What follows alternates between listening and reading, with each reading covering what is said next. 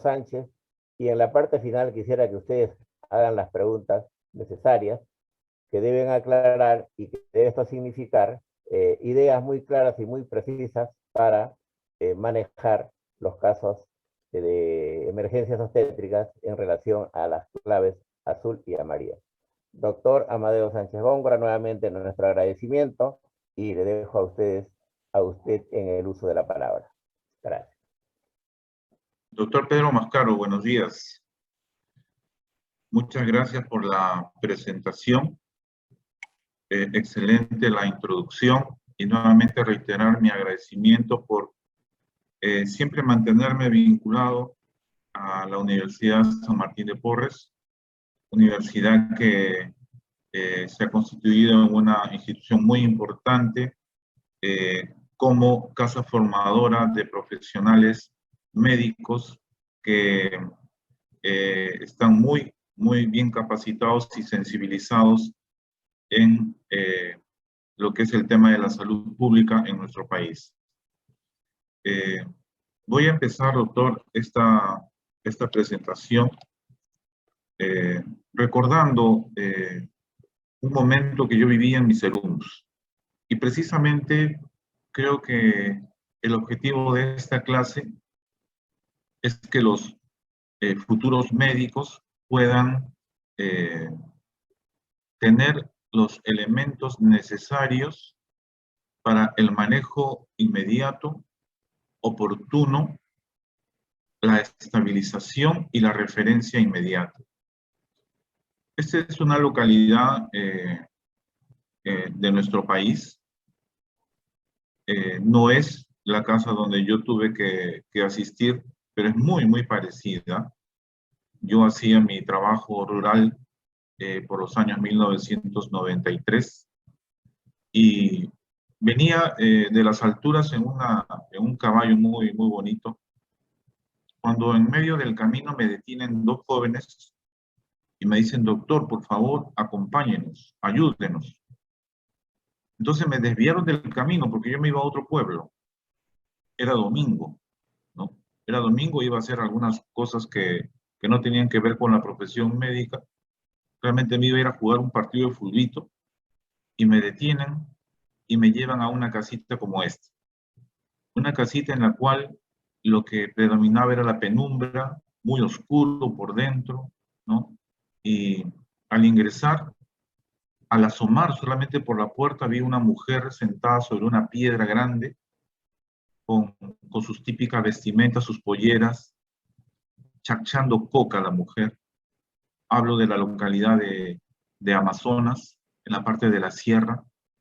Y en el lado derecho, que a las justas le daba la luz del sol, una mujer en una penumbra, en una tarima, porque ahí no había colchones, no había camas, era una tarima con un pellejo de carnero, y una mujer, hasta donde yo pude ver en ese momento, pálida, sudorosa y con trastornos de la conciencia. La mujer que la acompañaba, luego supe que era la partera, y la partera estaba sentada a su lado. No había más acción, era solo la espera, era ver el desenlace final. Ya no había más que hacer, ¿no? Hasta que estos jóvenes me interceptaron y dijeron: no, él es el doctor, ¿no? Entonces pedí agua para lavarme las manos. No había agua, ¿no? Me dijeron: tenemos trago. Me dieron un poco del licor que toman, que es de la caña, destilan de la caña, el aguardiente. Con eso me desinfecté las manos. La señora prácticamente era una mujer quechohablante, no la entendía yo muy bien. Y entonces lo que observé era que la mujer tenía una retención placentaria. El cordón estaba entre sus piernas, el bebé no estaba allí, lo habían llevado a otro lugar. Y estaban esperando seguramente o que la placenta salga de manera espontánea o lo que suele ocurrir en las partes alejadas de nuestro país, que ocurra una muerte materna, ¿no? Ese día, domingo, en la mañana, esa mujer no se murió porque yo pasaba por allí, y eso es algo que recuerdo mucho de mi juventud y agradezco la formación que tuve para poder solucionar ese problema, ¿no? Yo pude sacar la placenta, pude hacer el masaje y en una camilla artesanal la llevamos al centro de salud en hombros prácticamente a la mujer para compensarla, para ponerle una vía, para darle antibióticos. Pero esa mujer se moría, se los aseguro que se moría, si no había una intervención como la que hice yo, que no tenía experiencia, pero sí tenía los conocimientos que quiero compartir con ustedes el día de hoy. ¿Y por qué en el Perú las mujeres se siguen muriendo? Ustedes deben recordar que en los años 1990 se morían más o menos 1000 mujeres por año. En la década del 2000, las muertes maternas bajaron algo de 700 muertes por año. Y en la última década hemos estado avanzando en la disminución de la mortalidad materna, logrando bajar hacia el 2015 a 67 muertes por 100.000 nacidos vivos, sabiendo que los objetivos del milenio eran lograr que la mortalidad materna baje a 66 por 100.000 nacidos vivos, como un reto de los últimos 15 años, del 2000 a 2015. ¿Qué significa? Que el Perú avanzó, y avanzó por propuestas como la que estamos hablando ahora, por sistematizar el conocimiento que tienen los profesionales de la salud, porque el conocimiento está ahora en las redes, ustedes pueden entrar y encontrar mucha información, pero esa información tiene que estar sistematizada para que nosotros sepamos cómo actuar. Entonces, hemos avanzado en la disminución de la muerte materna. Sin embargo, todavía hay algunos problemas, como por ejemplo la demora en la atención, que ha sido realmente empeorada por esta situación de emergencia sanitaria en la que vive nuestro país, ¿no? Hemos visto desnudada ahora la figura de no contar con el personal idóneo en los diferentes establecimientos de salud. La población médica está centrada en las grandes ciudades y muy poco está en las regiones y en las partes más alejadas del país. El problema de la inversión en salud también es un problema muy grande. No hay los materiales, no hay la infraestructura, no hay el equipamiento necesario. A veces se tiene que trabajar con equipos de rayos X que tienen 40 o 50 años o microscopios que datan después de 25 años. Entonces, la reposición de todo ello requiere una inversión en salud muy grande. Y eso no ha ocurrido de la manera en que existe la necesidad, ¿no? Nosotros, por citarles un ejemplo, tenemos la necesidad de reponer 400 equipos biomédicos en el instituto donde trabajo. Sin embargo, recibimos dinero para reponer solo 18 por año.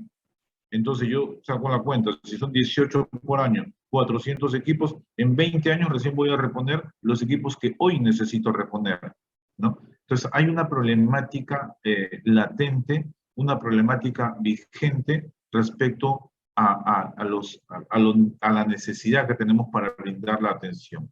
No se cuenta con los métodos, exámenes auxiliares necesarios. No hablo de una institución de nivel 3, ¿no? Hablamos de las instituciones de nivel 1, donde una paciente va y solo a veces le miden la altura uterina, le escuchan los latidos y luego tiene que ir a otro establecimiento porque no tienen el laboratorio o no tienen los equipos necesarios para hacer un ultrasonido o hacer un examen especializado. El segundo punto de la problemática es el manejo no estandarizado. Cuando vienen profesionales de las regiones o personal joven a capacitarse, muchas veces las observaciones que hacen es que cada quien maneja de una manera el caso, ¿no?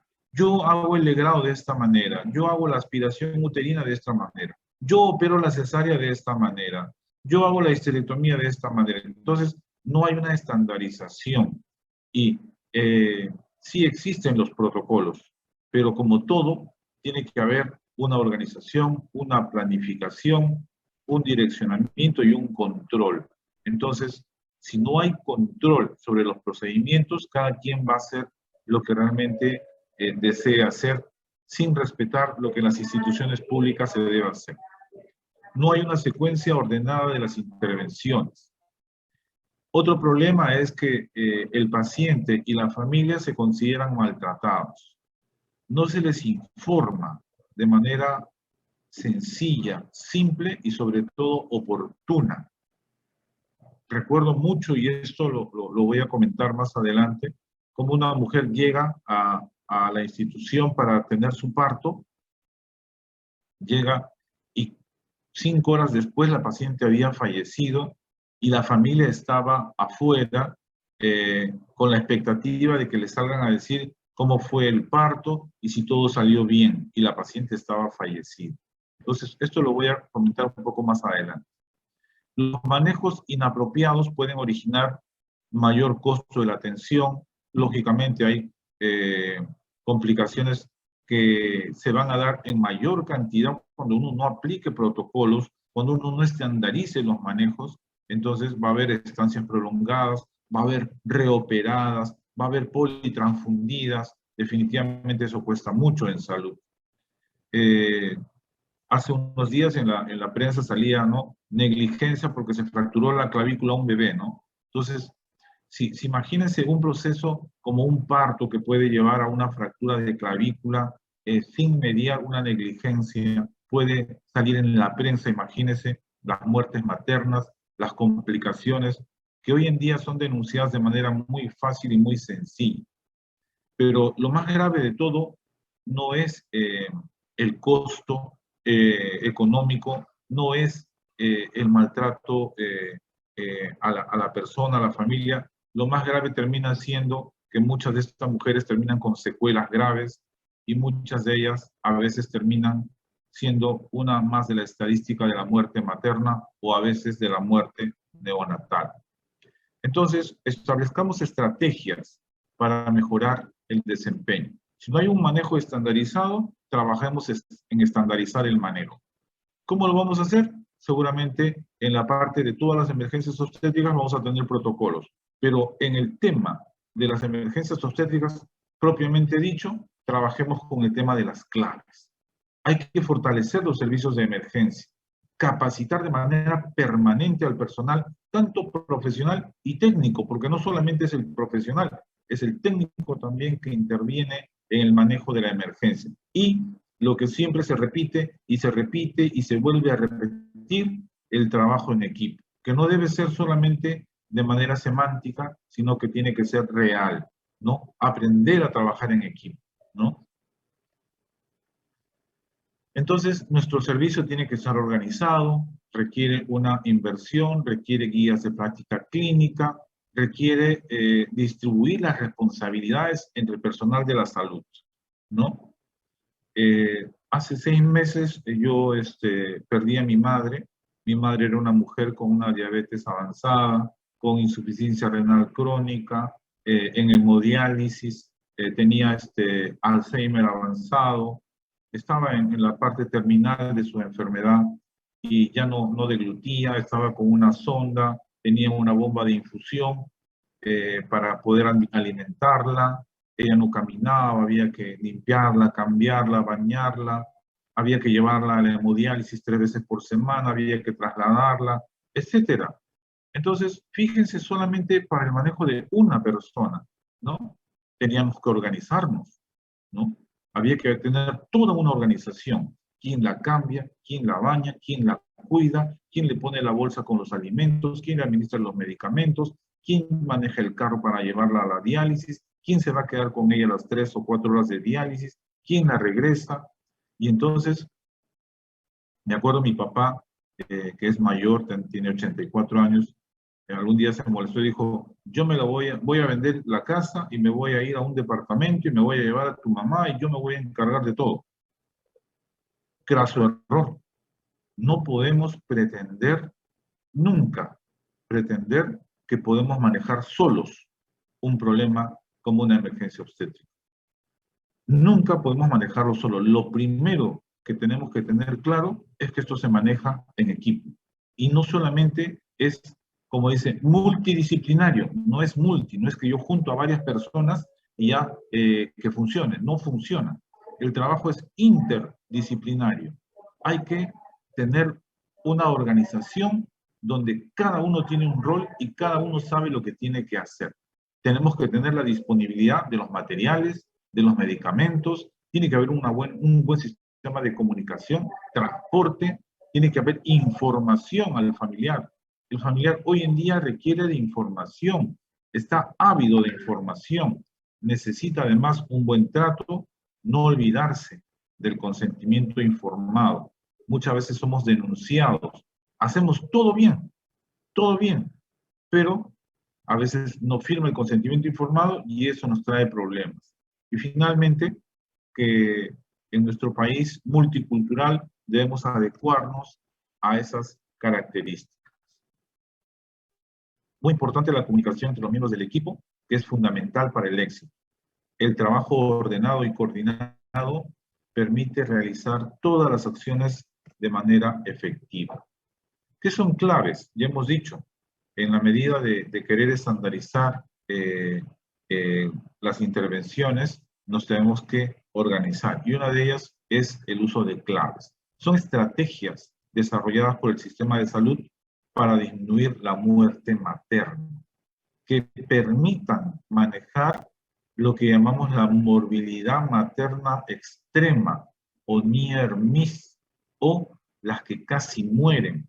Hacerlo de manera adecuada y oportuna, mediante un trabajo organizado y aplicando protocolos o guías clínicas. No es que yo me junto con un grupo de personas para hacer lo que nos parece, no. Es para hacer lo que dicen las guías clínicas que generalmente están basadas en la evidencia.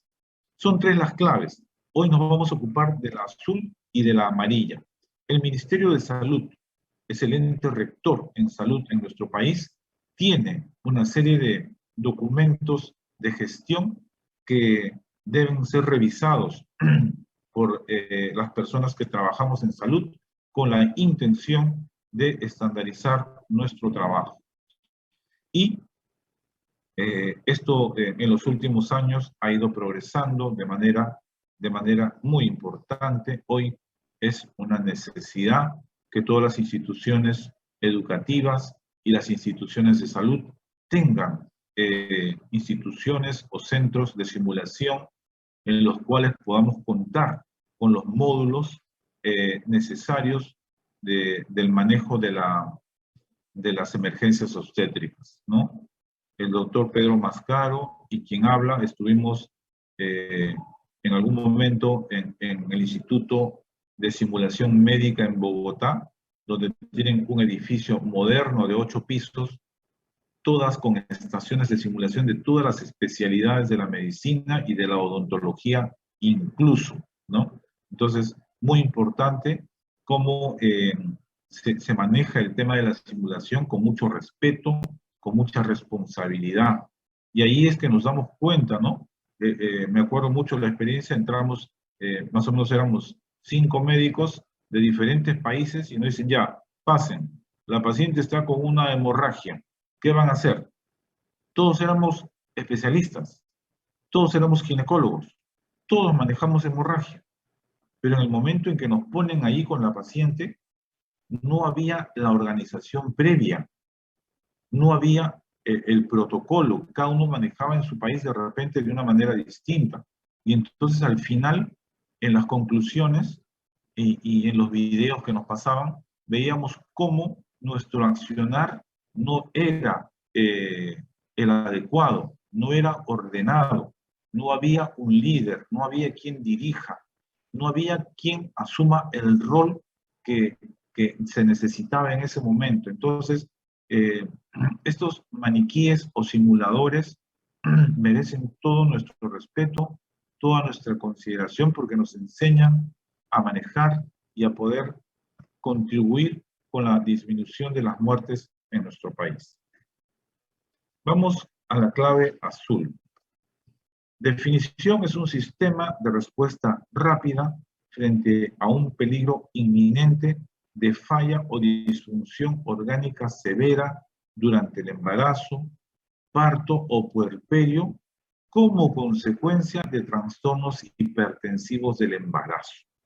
Entonces, siempre que una paciente en el embarazo, en el parto o puerperio curse con hipertensión arterial, entonces está en peligro inminente de sufrir una falla o disfunción orgánica y corresponde en este caso activar la clave azul, ¿ya?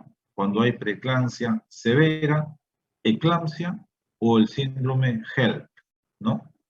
Este sistema de respuesta rápida requiere de un equipo, como hemos dicho, de diferentes disciplinas que se anticipa y previene a lo que es el paro cardiorrespiratorio y la muerte de la paciente, siempre utilizando las guías clínicas y la asignación de roles, ¿no? Entonces, toda intervención de la clave azul lo que busca es manejar la disfunción orgánica y evitar la muerte de la paciente, ¿no? Es muy importante que se conozca la fisiopatología de la enfermedad para poder establecer el manejo oportuno y adecuado, ¿no?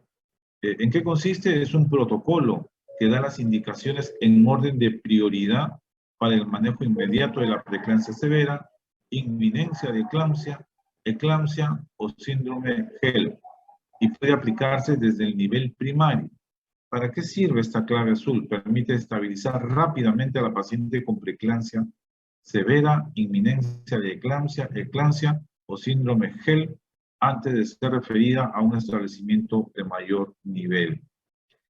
Efectivamente, si alguien definiera el riesgo de morir que tiene una paciente durante el embarazo, parto y puerperio, seguro que tendría mucho miedo de manejar el tema de las pacientes con trastornos hipertensivos, porque puede producirse la muerte tan rápido que no nos deja actuar de manera oportuna, ¿no? Rápidamente les cuento un caso. Era una gestante, era una primigesta, llegaba con 39 semanas, llega a la emergencia con 130, 90 de presión, la examinan porque estaba con contracciones uterinas. La mujer, cuando está con mucho dolor, su actitud no es pues de una paciente estable, estaba inestable, estaba con 8 a 9 de dilatación, y entonces rápidamente lo que deciden es pasar a la sala de partos, ¿no? Le sacan pruebas de laboratorio y las suben a la sala de partos, como ustedes deben conocer por su paso en los hospitales.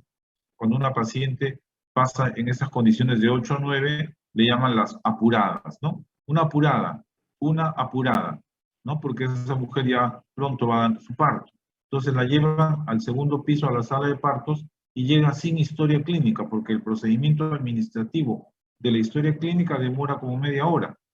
Entonces, hasta que el familiar dé los datos, hasta que generen la historia, hasta que le pongan los formatos, etcétera, llegó sin historia. Llega sin historia y la ponen en una sala de labor de parto. Media hora después, la paciente había dado a luz, había tenido su parto por vía vaginal, ¿no? Le toman la presión en el puerperio y tenía 160 con 110, ¿no? Entonces la paciente empieza a referir cefalea, ¿no? Entonces llaman al médico para que evalúe a la paciente, y en lo que demora en venir el médico, la paciente convulsiona, ¿no? Fíjense, llega, pasa rápido a la sala de partos, tiene su parto en media hora, todavía no llegaba a la historia, la paciente tiene hipertensión, tiene cefalea, tiene convulsiones, ¿no? Entonces, llega el médico, evalúa el caso, la paciente estaba con trastornos de conciencia, ¿ya? Indica que le pongan el protocolo de sulfato de magnesio, ¿ya? Pero la paciente no mejoraba. La paciente luego es vista por cuidados intensivos, indica que pase a sala de cuidados intensivos para el manejo respectivo, ¿ya? Y en las siguientes 2 horas la paciente fallece, ¿no? Es el caso que les decía al principio. Y la familia estaba afuera esperando para que reciba información sobre el nacimiento del bebé, ¿no? Entonces, fíjese que una paciente con preeclampsia puede morir así de rápido. La causa de muerte de esta paciente fue una hemorragia cerebral, ¿no? Una que son de las complicaciones agudas más severas en la preeclampsia, ¿no? Se rompió los vasos sanguíneos en el cerebro y la paciente falleció. 26 años, primer parto y lamentablemente una vida perdida por los trastornos hipertensivos. Más atrás en la discusión encontramos que esta señora joven había tenido los días previos cefalea intensa, ya había estado con contracciones y había estado con hipertensión en las últimas 2 semanas, ¿no? No lo habían detectado, se había mantenido en su casa, no había pandemia en ese tiempo, y ese es el otro problema, que a veces el paciente demora en reconocer que tiene que ir al establecimiento. Por eso es muy importante la información que uno da en la atención prenatal, ¿no? Para que la paciente pueda reconocer rápidamente los signos de alarma, ¿no? En este caso, la cefalea intensa es un signo de una disfunción neurológica, ¿no? Entonces, las pacientes van a tener cefalea e intensa, con visión borrosa, con tinnitus, cuando hay inminencia de eclampsia, ¿no? Y luego vienen las convulsiones y luego la disfunción de órganos. A veces todo ocurre en simultáneo, ¿no? Bien, debemos de evaluar clínicamente a la paciente siempre haciendo una buena anamnesis. Todo lo que les he contado es para que ustedes pongan énfasis en la anamnesis, porque si yo la encuentro en emergencia con 130/90 y le pregunto 4 cosas, como por ejemplo, señora, ¿ha estado usted con dolor de cabeza intenso? ¿Ha visto lucecitas? ¿Ha escuchado zumbido de oídos? Sí, doctor, sí, doctor. Seguramente que le ponía yo en emergencia una vía y le ponía sulfato de magnesio de inmediato, ¿no? Y tal vez el pronóstico hubiese cambiado, ¿no? Pero muy importante la anamnesis. Luego ya hacemos el examen clínico, evaluamos el estado de conciencia, piel, cardiovascular. Hay que descartar que no tenga hepatomegalia. Estas pacientes hacen hepatomegalia, hacen distensión de la cápsula de Gleason, hacen rotura hepática. Los reflejos osteoteniosos están aumentados en la mujer preeclántica, ¿ya? Y ya en estados donde hay trastornos de conciencia post-eclampsia, a veces pierden el reflejo pupilar. Siempre preguntar a la paciente, y si la paciente no lo puede referir, al familiar, ¿no? Si estuvo con cefalea, tuvo visión borrosa, tuvo epigastralgia o náuseas o vómitos, también como un trastorno neurológico. Hay que pedir todo un set de exámenes para evaluar el bienestar de la madre. Hay que hacer la evaluación obstétrica, evaluar el crecimiento fetal. Estas pacientes cursan con restricción del crecimiento intrauterino. Hay que evaluar la dinámica uterina, si pierde líquido, la actividad cardíaca fetal, determinar los latidos fetales y los movimientos fetales, explorar el tono. Algunas mujeres preeclánticas vienen con desprendimiento prematuro de placenta y encontramos el dato solamente porque hay una hipertonía. A veces hay sangrado vaginal relacionado con lo mismo, con el desprendimiento de la placenta. Hay que evaluar el estado del cérvix, sobre todo porque cuando una paciente tiene preeclampsia, ya estamos pensando en terminar el embarazo, ¿no? Hay que hacer monitoreo fetal, ¿ya? En el puerperio, evaluar que el útero se encuentre contraído, verificar el volumen de sangrado, porque estas mujeres pueden hacer atonía uterina, ¿ya? Revisar la herida en casos de cesárea. Importante la información y el trato interpersonal. Ya hemos hecho énfasis en que las pacientes requieren de información simple, sencilla y oportuna, sobre todo, y oportuna. Siempre hay que ser muy cautos en la información que se da, ¿no? El riesgo en una mujer como una preeclántica es un riesgo dinámico, ¿no? Porque ese riesgo no se mantiene estable. porque ella puede venir con una presión que no nos asusta como 130, 90 y puede convulsionar en el postparto.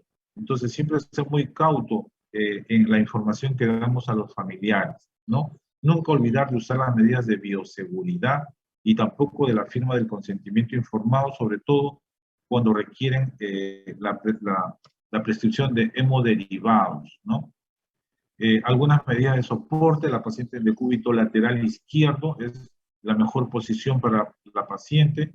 A veces es necesario colocar una mascarilla con oxígeno para mejorar las condiciones, sobre todo cuando hay algún tipo de alteración o disfunción orgánica, ¿no? Incluso se podría poner hasta un tubo de mayo en la paciente que ha convulsionado, asegurar la vía libre, aspirar las secreciones, ¿no? Todas las pacientes con preeclampsia severa pueden tener disfunción de órganos. Considerar todos estos órganos: hematológico, hepático, pulmonar, placentario, neurológico, renal. Y también se considera al feto como un órgano blanco que puede ser afectado porque no crece, puede ovitarse y entonces nos habla de una preeclampsia de tipo severa cuando hay disfunción de órganos. Entonces, a la paciente con preeclampsia hay que colocarle 2 vías con la finalidad de administrarle una solución salina. El catéter puede ser 16 o 18, ¿ya? Hay que hidratar a la paciente. Preeclampsia severa es un paso para la eclampsia. Hay que prevenir las convulsiones. Paciente con preeclampsia severa, hay que ponerle sulfato de magnesio. El protocolo es utilizar 4 gramos en 20 minutos. Para ello se dispone de ampollas de sulfato de magnesio al 20%, que tienen 10 centímetros cúbicos, ¿ya? Cada ampolla tiene 2 gramos, entonces utilizamos nosotros 5 ampollas, que serían 10 gramos, y las completamos con cloruro de sodio en un volutrol de 100, entonces tenemos 50 de sulfato de magnesio, 50 de cloruro de sodio, hace 100 de la solución. En esas 100 hemos dicho que hay 10 gramos de sulfato de magnesio y se pasa 40, o sea, 4 gramos en 20 minutos y luego 10 centímetros, es decir, 1 gramo por hora. Con esa dosis de pasar de 4 gramos en 20 minutos y un mantenimiento de 1 gramo por hora, elevamos los niveles de magnesio en la sangre materna y saben ustedes que el magnesio, el sulfato de magnesio, es un inhibidor de la placa neural, el magnesio como tal, y por lo tanto no se produciría la convulsión, ¿no? Si a pesar de haber utilizado sulfato de magnesio la paciente puede convulsionar, significa que sus niveles previos de magnesio eran tan bajos que los 4 gramos han sido insuficientes y es necesario repetir la dosis. El sulfato de magnesio en el manejo de la preeclampsia severa solo se utiliza hasta 24 horas. Siempre que se usa sulfato de magnesio, hay que evaluar los reflejos porque la intoxicación de sulfato de magnesio lleva a reflexia, a oliguria y a disminución de la frecuencia respiratoria. Toda vez que usan sulfato de magnesio, tienen que ver que la paciente respire espontáneamente, que orine adecuadamente y que sus reflejos no estén abolidos. Antihipertensivos: metildopa hasta 1 gramo cada 12 horas, nifedipino de 10 miligramos cada 8 horas vía oral para el manejo solo de la crisis hipertensiva, es decir, presión arterial mayor de 160/110. Antes de eso no usamos antihipertensivos, ¿no? Hay que evaluar el daño renal, el daño neurológico, la alteración hematológica, el daño hepático y el daño pulmonar. Son los órganos que se van a lesionar, que van a tener disfunción en las pacientes con preeclampsia severa, ¿no? Los signos de preeclampsia severa, cualquiera de estos signos implica la severidad del cuadro. Y la severidad del cuadro implica el manejo que ya les he mencionado de manera rápida. Eclampsia: presencia de convulsiones. precedidas a veces por cefalea intensa, también por visión borrosa o a veces la pérdida de la visión o dobles puntos o puntos ciegos en el campo visual y también los tinnitus o zumbido de oídos, ¿no? HELP, caracterizado por hemólisis, elevación de las enzimas hepáticas, disminución de las plaquetas, ¿no? En el cuadro de clave azul, siempre se va a activar cuando tengamos una paciente con preeclampsia severa o que esté con inminencia de eclampsia. Por ejemplo, esa chica que les conté de 26 años, primigesta, que llega a la emergencia en trabajo de parto fase activa, debió activarse la clave azul, ¿ya? Habiendo hecho una adecuada anamnesis, hubiésemos hecho diagnóstico de esta señora que hubiese tenido una preeclampsia severa. Dicen, pero tenía 130/90. Sí, tenía 130/90, pero tenía una gran cefalea. La señora había estado con náuseas y vómitos y con disturbios visuales. Entonces, esa señora que llegó era una preeclampsia severa y tenía que activarse la clave azul. Muy bien. El HELP asociado a preeclampsia severa se dice que es una complicación aguda de la preeclampsia, es una emergencia, requiere culminar el embarazo de manera inmediata. 70% ocurre durante el embarazo, entre 27 y 36 semanas, y también puede ocurrir en el puerperio inmediato, ¿ya? 1/3 de casos de HELP se puede producir en el postparto, ¿no? Acá vemos lo que corresponde a la definición de HELP, ¿no? Y esta es la manera como se organiza la clave azul, ¿no? Esto es una extracción de las normas que están en el Ministerio de Salud. La clave azul tiene componentes. En primer lugar, identificar a la paciente con preeclampsia severa o eclampsia o inminencia de eclampsia o HELP, y van a tener ustedes que enfermería tiene un rol establecido, el técnico de enfermería tiene un rol establecido, ¿ya? El de laboratorio también tiene que bajar inmediatamente cuando se activa la clave azul. Viene la enfermera, viene el técnico, viene el médico, viene la obstetra. En el caso de un hospital de nivel 1 o 2 irá el médico general o también irá el especialista. En los casos donde se requiera monitoreo, tendrá que hacerse el monitoreo de acuerdo al nivel de complejidad de la atención, ¿no? Entonces, todo lo que está en color blanco es para el nivel primario. Todo lo que está en color celeste son actividades que se van a realizar en el establecimiento donde se va a dar el manejo definitivo. Porque si yo la tengo en una posta, le pongo la vía, le pongo 2 vías, le pongo cloruro, le doy metildopa o le doy nifedipino, le puedo poner hasta el sulfato de magnesio, le puedo colocar la sonda, monitorear sus funciones y transferirla, referir a la paciente, ¿no? Todo lo demás que está en celeste, laboratorio, toma de muestra, preparar sala, es en un nivel superior donde se va a dar la atención final, ¿no? Entonces, manejo de la emergencia de tipo multidisciplinario, cada uno cumple con un rol establecido, todas las indicaciones que se encuentran en los recuadros blancos se establecen en establecimientos con funciones obstétricas y neonatales primarias y funciones obstétricas y neonatales básicas, ¿no? Para luego referir a la paciente, ¿no?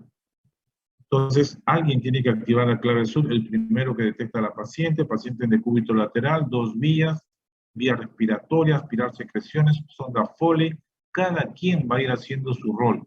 Administrar el oxígeno, manejo de la hipertensión, hay que tomarle la presión, poner un monitor multiparámetro, iniciar el sulfato de magnesio, evaluar la actividad cardíaca, evaluar evidencia de desprendimiento de placenta, porque esta es otra emergencia. Sobre la emergencia que es la preeclampsia, el desprendimiento de la placenta indica el riesgo de muerte del feto, ¿no? Esto es todo lo que contiene un kit de clave azul. Esta relación la deben tener en todos los establecimientos de salud. Si ustedes van por el país y caminan por los puestos de salud y centros de salud, van a encontrar que tienen cajitas azules conteniendo todo este kit, ¿no? Y que es responsabilidad de los que están en los establecimientos de mantener siempre el kit actualizado y vigente, que no se venzan ni los medicamentos, o que no falte el sulfato de magnesio, o que no falte la metildopa, ¿no? Muy bien, este es el fluxograma de lo que ya hemos conversado y vamos en los últimos minutos que me queda a hablar de la clave amarilla, ¿no? La clave amarilla igual es un sistema de respuesta rápido, ¿ya? Cuando hay peligro inminente de fallo o disfunción orgánica severa durante el embarazo parto-puerperio. Hasta aquí la definición de clave amarilla es igualita que la definición de clave azul. Cambia como consecuencia de, el otro era trastornos hipertensivos, acá es como consecuencia de infecciones, ¿ya? Que pueden llegar a sepsis y shock séptico, ¿ya? Igual se cumplen roles utilizando protocolos y por un equipo de profesionales, ¿no? Existe un grupo de trabajo que dicta algunas definiciones de sepsis. Esta es la publicación tercera de este grupo, ¿ya? Con definiciones actualizadas. Antes se hablaba de bacteriemia, se hablaba de sepsis severa, se hablaba de respuesta sistémica, de SIRS, ¿ya? Esos conceptos han quedado atrás porque SIRS era síndrome de respuesta inflamatoria sistémica, ¿no? Que hablaba de una respuesta no originada por una infección, sino hasta por una inflamación podría haber un SIRS. Bueno, olvidémonos de esos conceptos. Hoy el concepto, en cuanto a lo que se refiere a sepsis, ya no hay sepsis leve, no hay sepsis moderna, no. Ahora ni sepsis severa, es sepsis, simplemente sepsis. ¿Qué indica la sepsis? Cuando yo le pongo sepsis a una paciente, es que hay una disfunción orgánica, ¿ya? Que potencialmente pueda provocar la muerte, ¿ya? Y que está causada por una respuesta disregulada del huésped a la infección. Entra el germen, entra la bacteria causante de la infección y el cuerpo produce una respuesta que no es una respuesta fisiológica, no es una respuesta homeostática, sino es una respuesta disregulada, ¿ya? Y que provoca disfunción de órganos, ¿no? Entonces, esta definición implica severidad. Por lo tanto, esta definición indica necesidad de diagnóstico y de manejo precoz. Entonces, este grupo de trabajo de sepsis, ¿ya? Incluye criterios clínicos, incluye criterios de laboratorio, incluye criterios de manejo, ¿ya? Entonces, para ello, este grupo ha propuesto lo que se conoce como la puntuación SOFA, ¿ya? Donde un SOFA basal es 0. En cuanto la paciente tiene una disfunción orgánica, ¿ya? Y va a dar una puntuación inicial de 2 puntos o más cuando representa una disfunción orgánica. La otra definición es de shock séptico, que sería una subcategoría de sepsis, donde hay alteraciones circulatorias, también alteraciones del metabolismo celular, ¿ya? Que van a incrementar grandemente la mortalidad.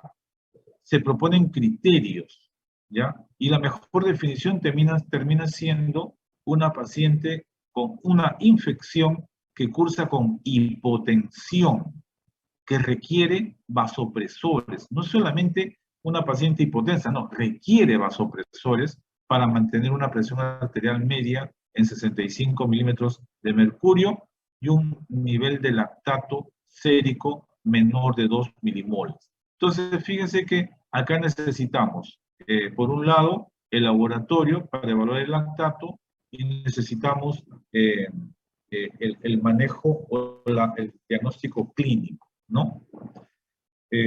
La sepsis es una disfunción orgánica potencialmente mortal causada por una disregulación de la respuesta del huésped a la infección. Sepsis y shock son problemas de salud importantes que afectan a millones de personas. Ya lo dijo el doctor Mascaro al inicio, una de las principales causas de muerte materna en nuestro país, ¿ya? Vamos entonces a ver el tema de SOFA, ¿ya? Bajo esta definición, hemos visto que la disfunción de órganos, ¿ya?, está causada por una respuesta anómala del huésped, ¿ya? Y esta disfunción orgánica se puede identificar en 5 órganos. A nivel pulmonar, con una relación saturación de oxígeno y FiO2 cada vez menor, con una alteración de la coagulación caracterizada por una progresiva plaquetopenia, por una disfunción orgánica hepática con un incremento progresivo de la bilirrubina, que indica una disfunción hepática, con una alteración cardiovascular donde la tensión arterial media es cada vez menor, que requiere uso de agentes dopaminérgicos, ya como la dopamina, dobutamina, epinefrina, norepinefrina, con alteraciones del sistema nervioso, donde tenemos una escala que lo óptimo de una persona consciente y en vigilia es de 15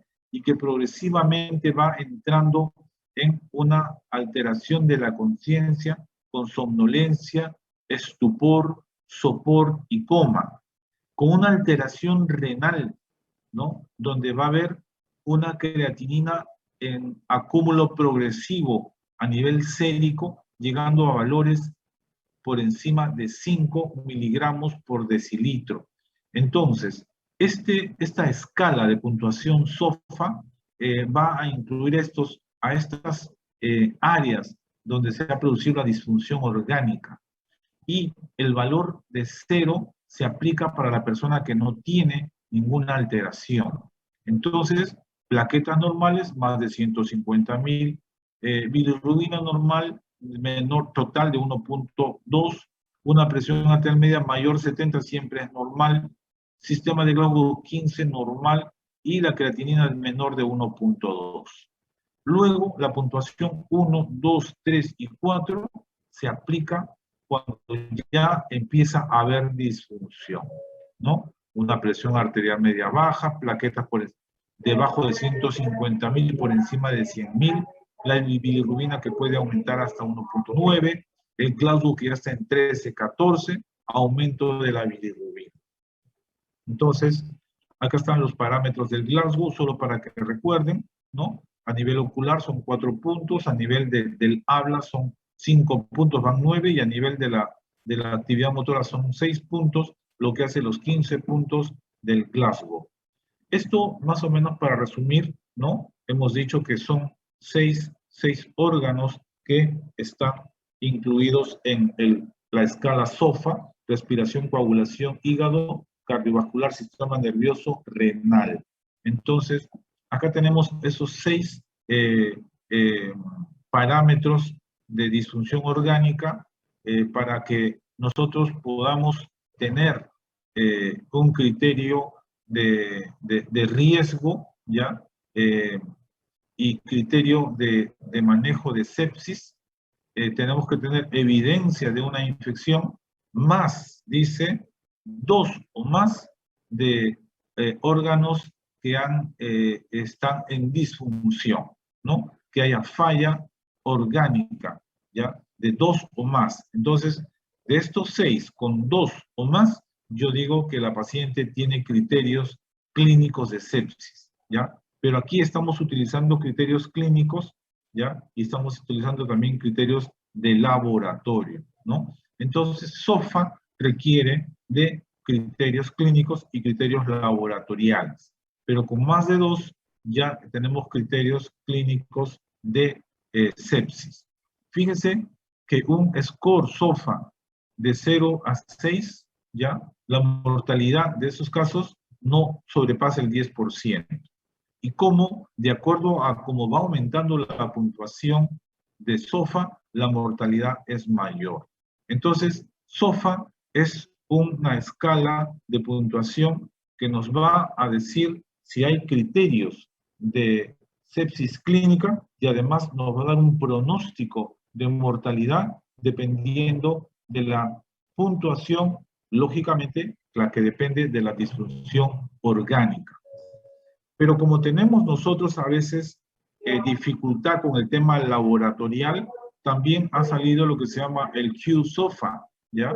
El Quick SOFA, que es una escala resumida que va a incluir solo 3 criterios. Básicamente, el criterio clínico de hipotensión, básicamente la presión arterial sistólica, ¿ya? Nos va a hablar del sistema de la escala de Glasgow, ¿ya? Que va a ser menor de 13, y la frecuencia respiratoria mayor de 22.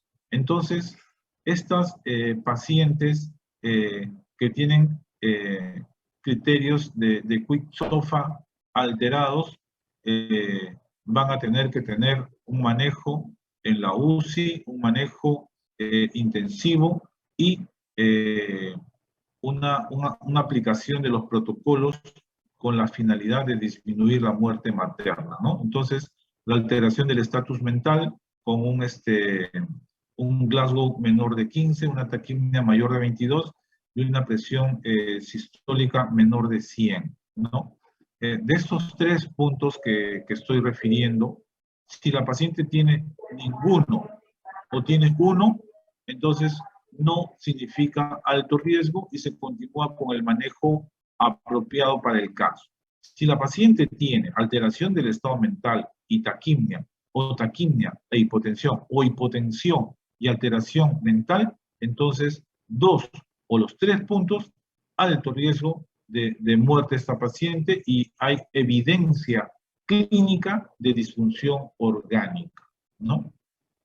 Bien, ya para terminar, este grupo de trabajo de sepsis recomienda que debe establecerse un orden para el manejo de la sepsis con resucitación inicial, cribado de la sepsis, diagnóstico, terapia antimicrobiana, control de la infección, a veces de manera médica, a veces de manera quirúrgica, la terapia de fluidos, uso de vasoactivos, corticoides, inmunoglobulinas, a veces utilizar hemoderivados, anticoagulantes en algunos casos, uso de ventilación mecánica en cuidados intensivos, más sedación y analgesia, control de la glucosa, hemodiálisis, terapia con bicarbonato, profilaxis del tromboembolismo venoso, muy importante.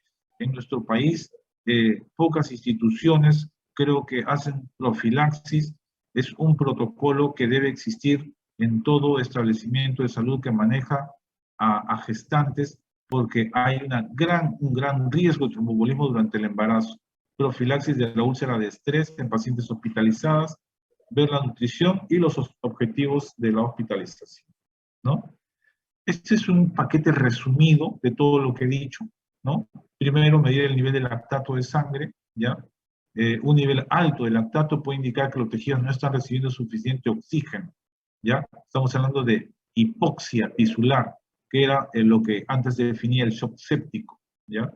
Hemocultivos, antibiótico-terapia, terapia de fluidoterapia, ¿ya? La reanimación con fluidos y vasopresores en el caso que es necesario.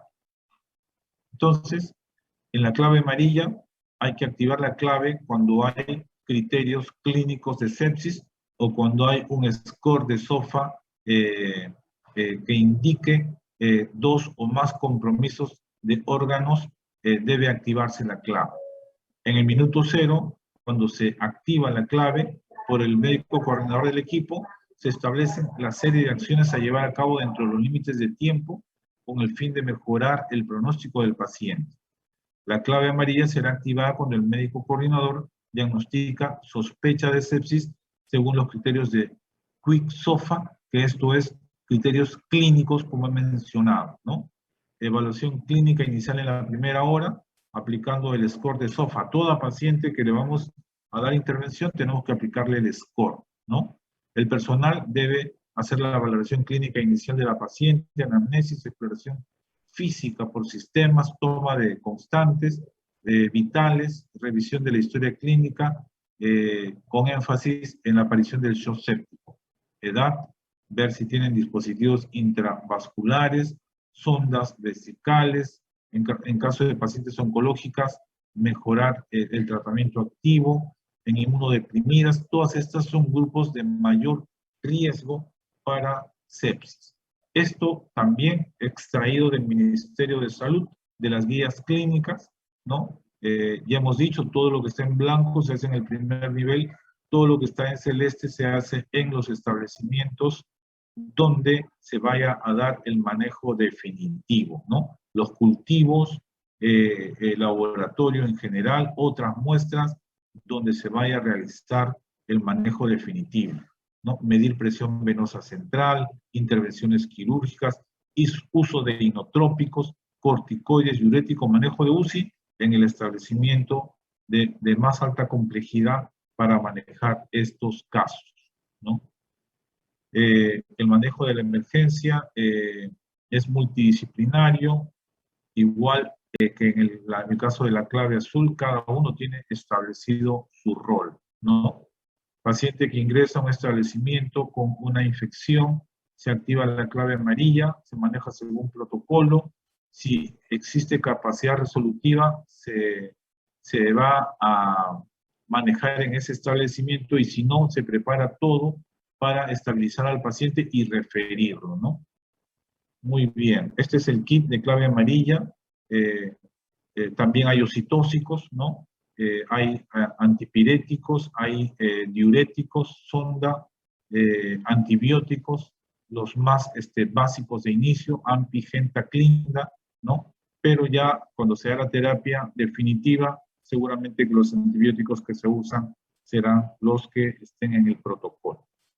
Muy bien, sé que me he extendido unos minutos, he tratado de poder establecer un marco de lo que significa el trabajo con claves. He puesto énfasis en el diagnóstico, he puesto énfasis en lo que significa el trabajo interdisciplinario, y creo que en el camino ustedes tienen que ir sistematizando el conocimiento que adquieren, y deben siempre propender a trabajar en equipo, ¿no? El mejor trabajo que se hace es cuando se hace en equipo. Muy bien, muchas gracias, doctor Mascaro, por la invitación, Sí. y atento a cualquier pregunta, doctor. Sí. Doctor Amadeo Sánchez, muy agradecido por su excelente presentación. Los alumnos probablemente tengan una serie de preguntas y tengan una enorme inquietud sobre este tema, no solamente novedoso, sino importantísimo en lo que es la asignatura de obstetricia, claves en emergencias obstétricas.